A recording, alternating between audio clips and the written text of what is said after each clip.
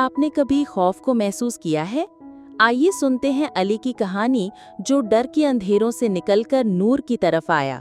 15 سالہ علی ایک نہایت خوبصورت، معصوم اور نیک دل لڑکا تھا۔ اس کے چہرے پر ایک خاص نور اور آنکھوں میں حیا کی جھلک تھی۔ وہ ہمیشہ صاف ستھرا لباس پہنتا، بڑوں کا ادب کرتا اور نماز کی پابندی کرتا۔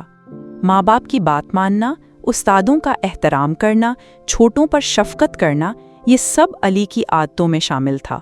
مگر ایک ایسی چیز تھی جس نے علی کی زندگی کو بے سکونی میں ڈال رکھا تھا: خوف۔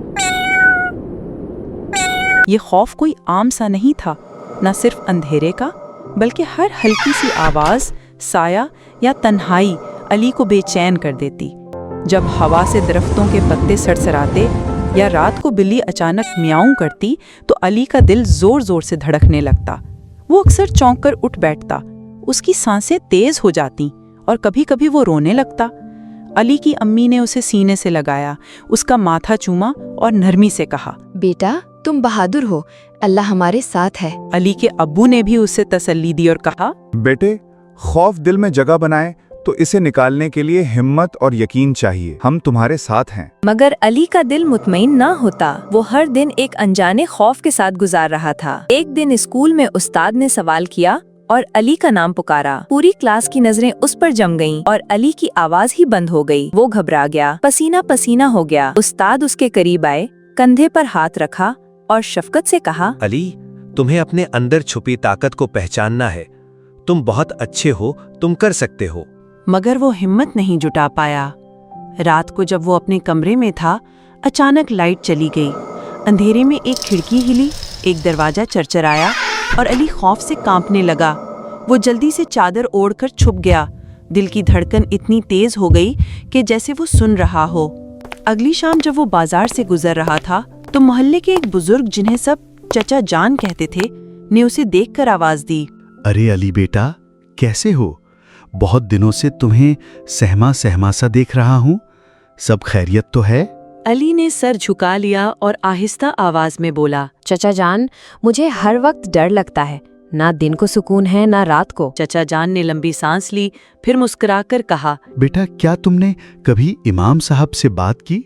وہ کل ہی بتا رہے تھے کہ ایک خاص آیت ہے جو خوف کو ایسے ختم کر دیتی ہے جیسے سورج اندھیرے کو ختم کرتا ہے۔ علی نے چونک کر ان کی طرف دیکھا۔ چچا جان نے کہا، آیت الکرسی۔ اسی رات علی نے مسجد جانے کا فیصلہ کیا۔ مسجد کے ہال میں سکون تھا، ہلکی روشنی، دیواروں پر قرآنی آیات اور سامنے بیٹھے امام صاحب، سفید لباس، سنجیدہ مگر محبت بھرا چہرہ اور چمکتی آنکھیں۔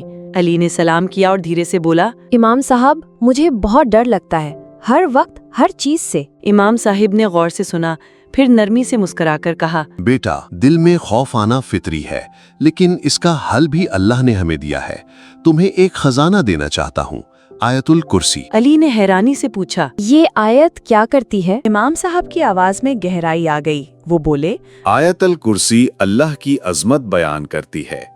جو بھی اس کو ایمان سے پڑھے، اللہ اسے شیطان، خوف اور ہر آفت سے محفوظ رکھتا ہے۔ رسول اللہ صلی اللہ علیہ وسلم نے فرمایا، جو شخص رات کو یہ آیت پڑھے، اللہ ایک فرشتہ مقرر کرتا ہے جو پوری رات اس کی حفاظت کرتا ہے۔ علی کی آنکھیں نم ہو گئیں، دل میں ایک نئی امید جاگی۔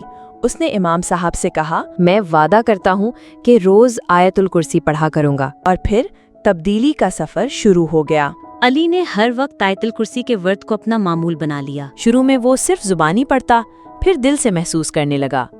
اس کی سانسیں پرسکون ہونے لگیں، دل کا بوجھ ہلکا ہونے لگا۔ چند دن بعد جب ہوا میں پھر وہی پتے ہلے تو علی نے انہیں دیکھا، مگر ڈرا نہیں، بلکہ ہلکا سا مسکرایا۔ بلی کی آواز آئی تو علی نے دروازہ کھولا اور بلی کو پیار سے دیکھا۔ ایک رات جب روشنی چلی گئی، علی چپ چاپ بیٹھا رہا۔ اس نے آنکھیں بند کیں، آیت الکرسی پڑھی اور دل میں سکون محسوس کیا۔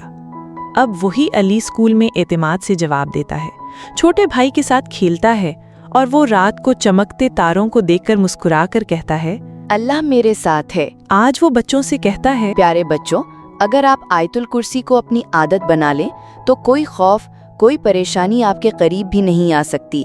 آیت الکرسی اللہ کی حفاظت کی ڈھال ہے۔ أعوذ بالله من الشيطان الرجيم بسم الله الرحمن الرحيم الله لا إله إلا هو الحي القيوم لا تأخذه سنة ولا نوم له ما في السماوات وما في الأرض من ذا الذي يشفع عنده إلا بإذنه يعلم ما بين أيديهم وما خلفهم ولا يحيطون بشيء من علمه إلا بما شاء وسع كرسيه السماوات والأرض ولا يؤوده حفظهما وهو العلي العظيم